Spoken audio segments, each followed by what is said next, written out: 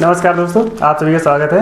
आज आपके लिए मैंने जो प्लान रखा हुआ है वो SBI लाइफ का स्मार्ट एलीट, यहाँ का यूलिप प्लान की कैटेगरी का टॉप मोस्ट प्लान है, उसके बारे में बात करने वाले हैं। और यूलिप प्लान में अगर SBI लाइफ की बात की जाए तो यहाँ पे स्मार्ट प्रिविलेज, वेल्थ बिल्डर, ये प्लान जो ज़्यादा बिकने वाले हैं वो प्लान भी हैं, तो उनके बारे में ऑलरेडी वीडियो बना चुका हूँ। और अभी आज की बात रहेगी वो रहेगी स्मार्ट एलीट पे। तो देखते हैं ये प्लान यहाँ SBI लाइफ के प्लान जो और यूलिप है उनसे किस तरीके से अलग है, और इंडस्ट्री की अगर बात की जाए जो और कंपनियों में यूलिप प्लान है उनसे किस तरीके से अलग है।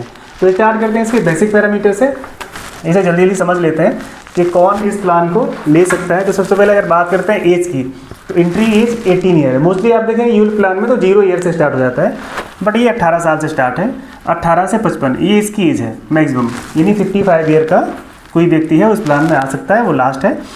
और पॉलिसी टर्म यहाँ पे 10 और 30, यानी कि मिनिमम पॉलिसी टर्म इसका 10 साल का है और मैक्सिमम 30 साल का। इसके बीच में कोई भी टर्म आप अपनी मर्जी से ले सकते हैं। और अगर इसकी बात की जाए मैच्योरिटी एज की, तो यहाँ पे दो पॉइंट है वो थोड़ा समझना है आपको।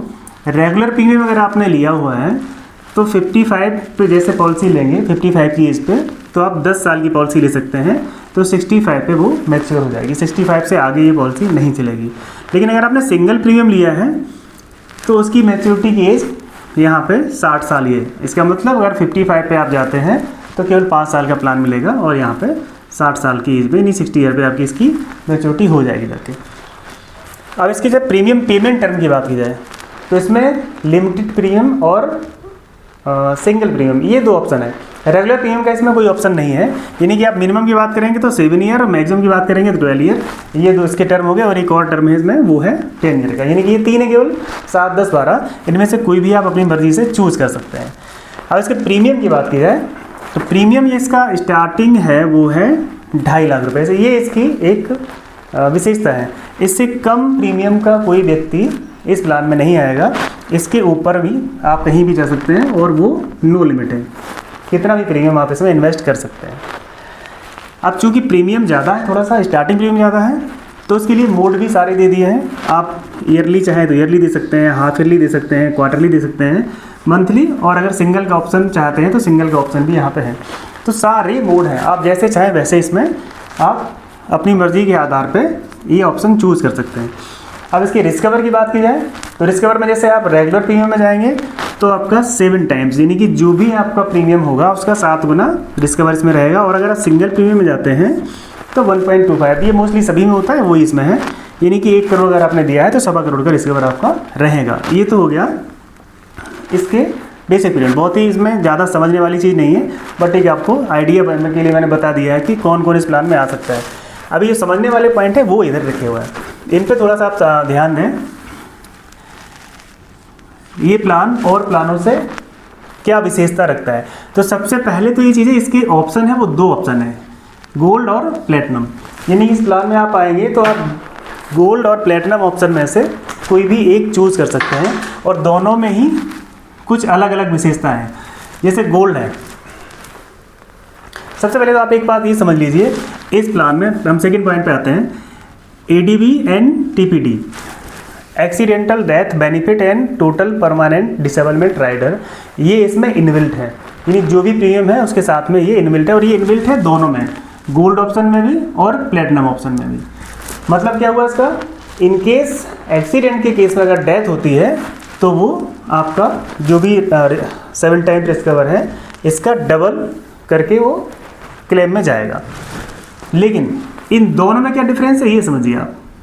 अगर गोल्ड ऑप्शन लिया है तो मोस्टली क्या होता है यूलिप प्लान में, जैसे डेथ होती है तो क्या रहता है सम एश्योर्ड, अभी मैं 7 टाइम्स नहीं बोल रहा हूँ, सम एश्योर्ड वर्ड यूज़ कर रहा हूँ, तो क्या है सम एश्योर्ड या फंड वैल्यू, इन दोनों में से जो भी ज़्यादा होता है वो मिलता है। तो वो सेम चीज़ आपकी इसमें है गोल्ड में, यानी कि अगर इसमें डेथ होती है तो क्या मिलेगा, sum assured plus fund value, इन दोनों में से, सॉरी ये गलत हो गया, सम एश्योर्ड और फंड वैल्यू प्लस, तो इसमें है सम एश्योर्ड और फंड वैल्यू, इन दोनों में से जो ज़्यादा होगा वो मिलेगा किसमें, गोल्ड में। और अगर आप प्लेटिनम में जाते हैं तो फिर क्या यहाँ पे सम एश्योर्ड प्लस फंड वैल्यू, ये चीज़ की यहाँ पे अलग है। यानी कि अगर प्लेटिनम ऑप्शन लिया है तो उसमें क्या है, जो भी आपका ईयरली प्रीमियम है उसका 7 गुना रिस्क कवर आपका चलता रहेगा। फंड वैल्यू आपकी जो परफॉर्म कर रही है मार्केट में वो बढ़ेगी, वो अलग बढ़ेगी। ऐसा नहीं होगा कि आपकी फंड वैल्यू ज़्यादा हो गई तो आपका रिस्क कवर वहाँ पे क्लोज हो गया। ये चीज़ रहेगी गोल्ड ऑप्शन में, बट प्लेटिनम में आपका 7 टाइम्स रिस्क कवर वो चलेगा और साथ में फंड वैल्यू आपकी है वो अलग ग्रो कर रही है। इन केस क्लेम होता है तो दोनों चीज़ें मिलेंगी, और अगर मैच्योरिटी होती तो आपकी फंड वैल्यू मिलेगी जाके। इनबिल्ट जो ये राइडर मैंने बताया ये दोनों में ही काम करेगा, इसका प्रीमियम अलग से नहीं है, वो उसी में एडजस्ट होता है और दोनों में ही ये पहले से जुड़ा हुआ है। तो एक्सीडेंट के केस में रिस्क कवर को बढ़ा देगा, चाहे गोल्ड ऑप्शन हो चाहे प्लेटिनम हो, बट केवल डेथ क्लेम में आपका प्लेटिनम में सब एश्योर्ड के साथ में फंड वैल्यू दोनों चीज़ें मिलेंगी। तो ये पॉइंट थोड़े से यहाँ पे अलग हैं। अब इसके बाद में एक और पॉइंट अलग है, वो थोड़ा समझने वाली बात है। कोई भी यूलिप प्लान जब आप इन्वेस्ट करते हैं तो आपको पता होना चाहिए उसका एलोकेशन चार्ज क्या है। एलोकेशन मतलब जो भी उस प्लान के खर्चे हैं जो स्टार्टिंग में लगते हैं वो क्या है, तो वो चीज़ यहाँ पे बड़ी मार्जिनेबल है। अगर बात करें तो इसका जो एलोकेशन चार्ज है वो केवल 3% है, और वो भी 5 ईयर। नहीं, पॉलिसी के स्टार्टिंग के 5 साल आपको चार्ज देना है 3% जो प्रीमियम है उसका, और उसके बाद में कोई चार्ज नहीं है। ये एक अपने आप में एक अच्छी चीज़ है, क्योंकि किसी भी अच्छे प्लान में जाते हैं तो ये चीज़ एक मायने रखती है कि आप पे चार्ज क्या लग रहा है। और यहाँ पे जैसे मैंने बात की आपके प्रीमियम के ऑप्शन क्या है, 7, 10 और 12।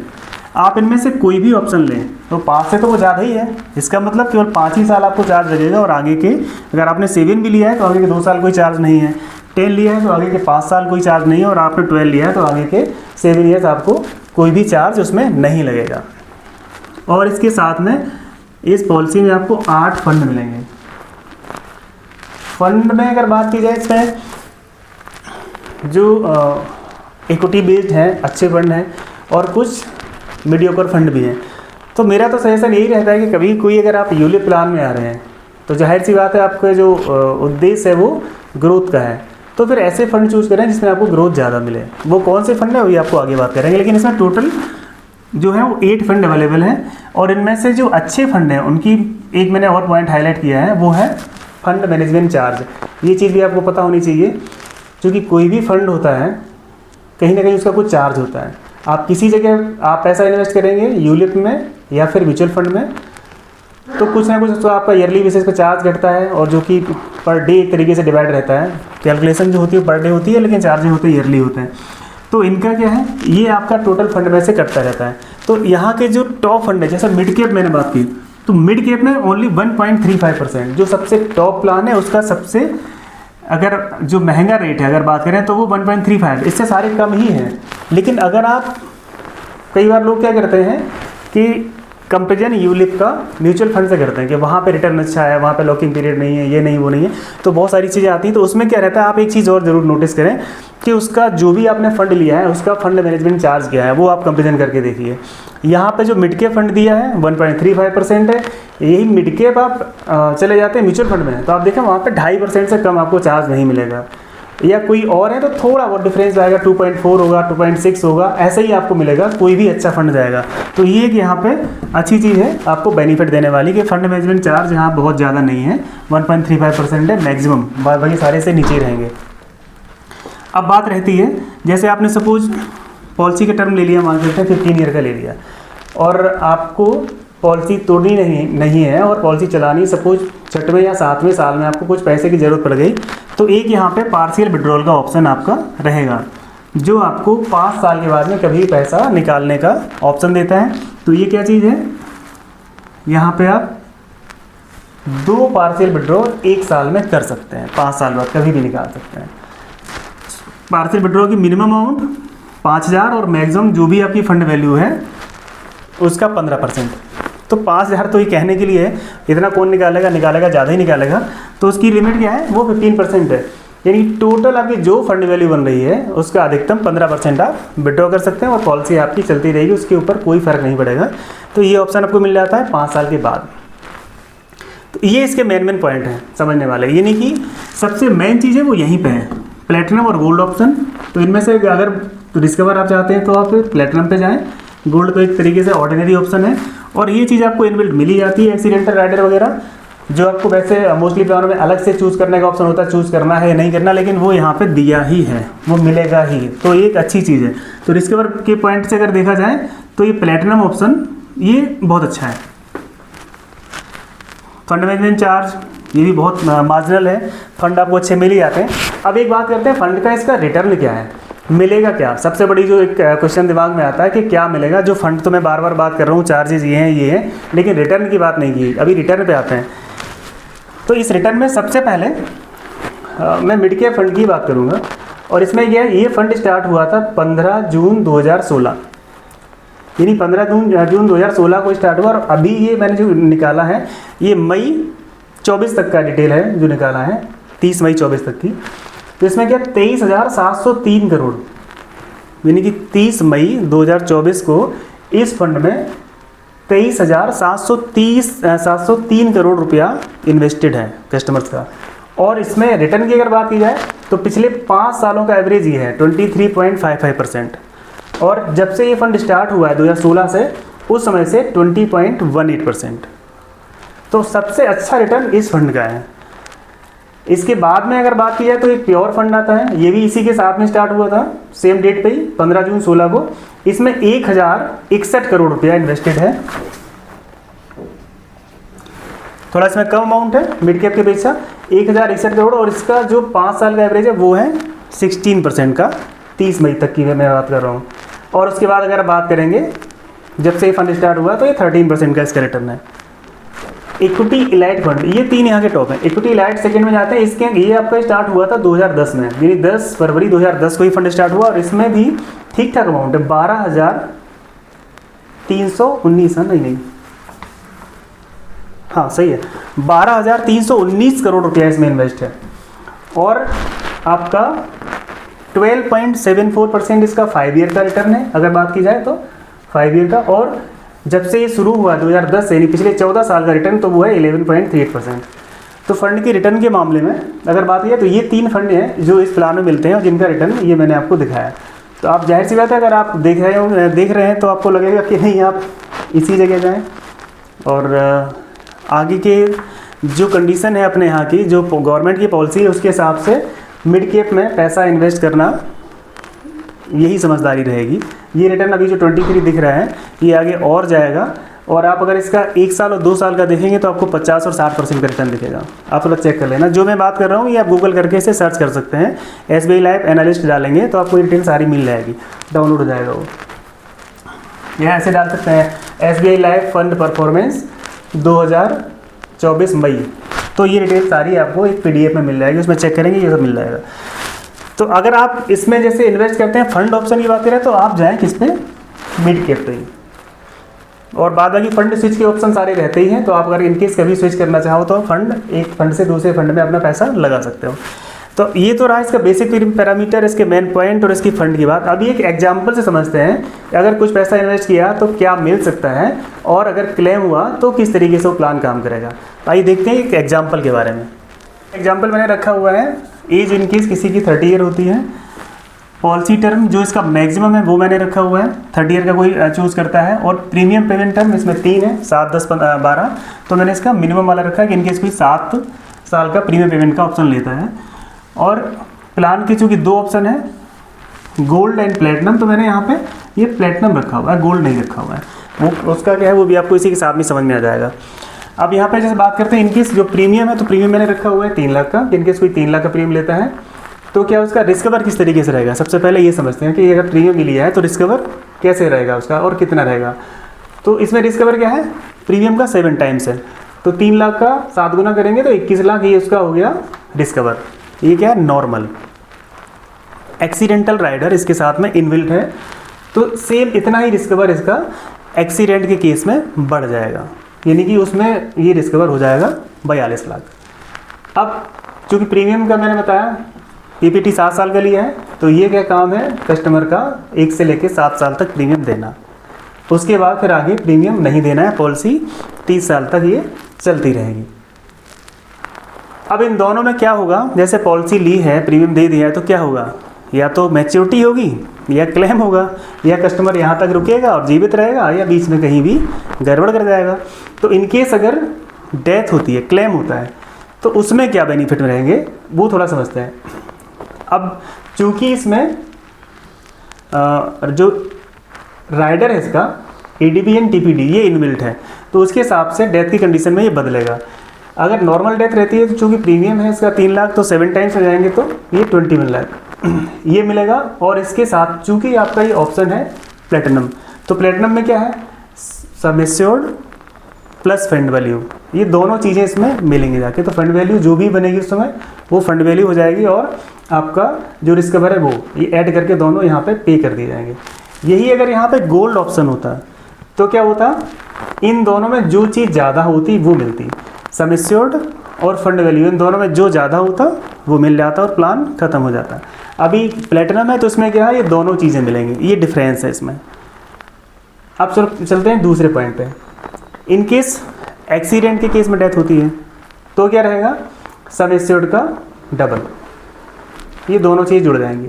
तो कितना हो गया, 42 लाख मैंने लिखा हुआ है इधर, प्लस फंड वैल्यू, जो भी फंड वैल्यू जितने साल जमा किया है उसकी जो वैल्यू बन रही है वो उसके साथ ऐड होके मिलेगी और प्लान क्लोज हो जाएगा। कौन सा, ये ऑप्शन प्लेटिनम। अभी यहाँ पे गोल्ड वो होता अगर गोल्ड तो क्या रहता, सेम, दोनों में जो ज़्यादा होता मिलता और पॉलिसी ख़त्म हो जाती। अब तीसरा ऑप्शन यहाँ पे आता है, इन केस एक्सीडेंट होता है, डिसेबिलिटी हो जाती है लेकिन डेथ नहीं होती, कस्टमर जीवित रहता है लेकिन वो डिसेबल है, विकलांग है, 100% कुछ काम नहीं कर सकता। उस केस में क्या है, चूँकि डेथ नहीं हुई है तो ये क्लेम नहीं मिलेगा। वो जीवित है तो क्लेम कैसे मिल सकता है, लेकिन डिसेबिलिटी है तो फिर क्या है, जो भी आपका सम एश्योर्ड हो रहा है, कितना है ये, इसका राइडर का सम एश्योर्ड 21 लाख का, तो इसका 10% कितना हुआ, 2,10,000। ये अमाउंट जब से डिसेबिलिटी होती है वहाँ से स्टार्ट होगा और अगले 10 साल तक मिलेगा। ये पॉलिसी में किसी भी जगह स्टार्ट हो वो 10 साल मिलना फिक्स है, उसके बीच में पॉलिसी चलती रहती है आगे या पॉलिसी ख़त्म हो जाती है, उससे कुछ मतलब नहीं है। ये 10 साल पूरे जब तक नहीं होंगे तब तक ये मिलेगा।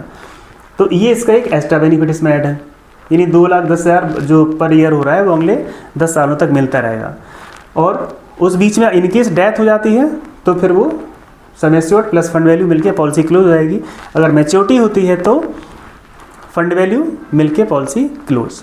ये इसके सारे ऑप्शन हैं। जो जो संभावनाएं मुझे दिखी क्या क्या हो सकता है प्लान में, वो मैंने यहाँ पे नोट किए हैं।